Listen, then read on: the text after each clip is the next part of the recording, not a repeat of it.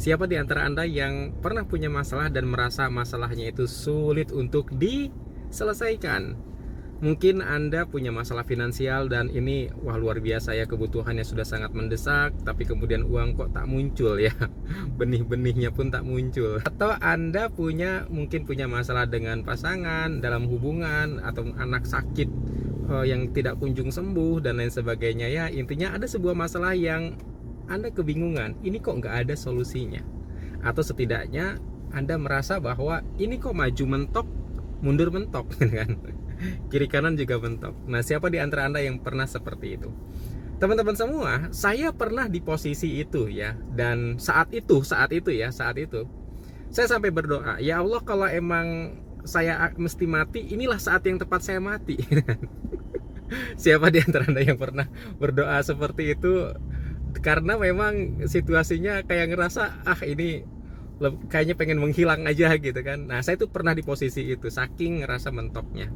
Tapi kemudian saya akhirnya paham teman-teman semua, dan ini juga apa yang pernah saya alami. Tapi juga selain itu juga saya belajar dari beberapa orang yang ternyata mereka punya pola yang sama loh ya.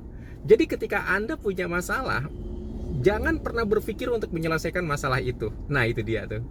Jadi Anda nggak akan bisa. Semakin dipikirin, Anda nggak akan ketemu. Semakin Anda berusaha menggunakan teknik ini, teknik itu nggak dapat. Oke, jadi ketika Anda punya masalah yang cukup berat, menurut Anda ini berat banget, ini besar sekali, Anda justru jangan menyelesaikan masalah itu. Apa yang perlu Anda lakukan? Yang perlu Anda lakukan adalah dekati Tuhan, dekati Allah. Saya Muslim, dekati Allah.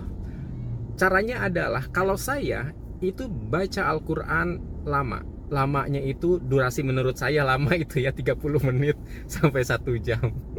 Itu lama menurut saya loh ya. Mungkin menurut Anda, ya Allah Pak, 30 menit 1 jam mungkin sedikit, tapi sekali lagi menurut saya. Nah, kalau Anda sudah terbiasa 30 menit sampai 1 jam, berarti lamanya itu ditambahin lagi. Buat apa? Untuk mendekatkan diri kepada Allah. Poinnya ke sana. Jadi, ini adalah cara memindahkan masalah kita kepada Allah. Nah, setelah kemudian kita baca Quran, atau saya bahasanya mendekatkan diri kepada Allah, barulah berdoa. Doanya seperti apa? Ya Allah, saya terima takdir saya terima nasib saya seperti ini, saya terima masa lalu saya, dan saya pasrahkan hidup saya kepadamu.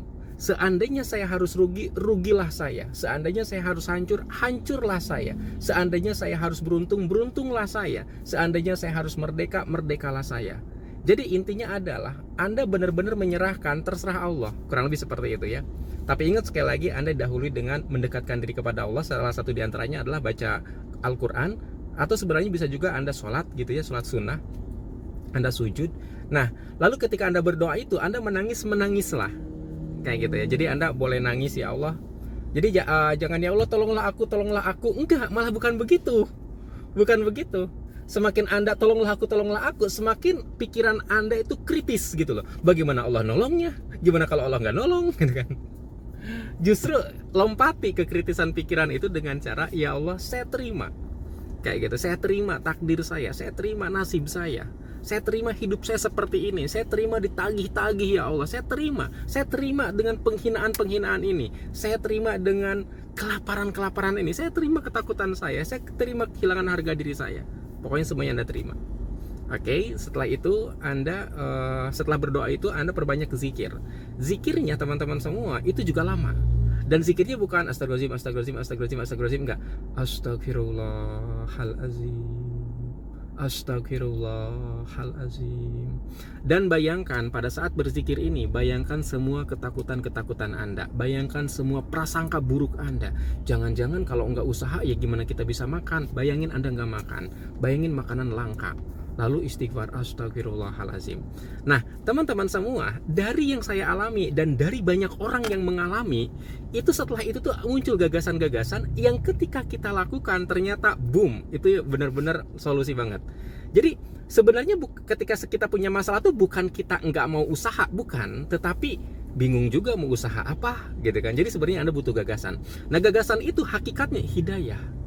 Nah, Anda pengen dapat hidayah dari siapa, pengen dapat ilmu dari siapa. Kalau pengen dapat ilmu dari manusia, ya dekati manusianya. Kalau Anda pengen dapat ilmu dari Allah, ya dekati Allahnya. Kalau Anda pengen dapat hidayah dari Allah, ya dekati Allahnya. Kurang lebih seperti itu. Jadi Anda nggak serta-merta minta, tapi sebenarnya Anda masih berjarak sama Allah, kayak gitu ya, masih berjarak. Jadi awali dengan tadi ya,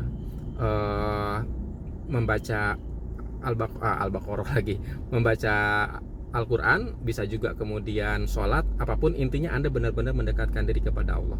Kemudian tadi berdoa, sambil nangis Anda boleh, setelah itu baru Anda berzikir sambil membayangkan ketakutan-ketakutannya. Sejauh ini polanya seperti itu teman-teman semua, dan ini bukan saya yang ngalamin, banyak orang yang ngalamin kayak gitu.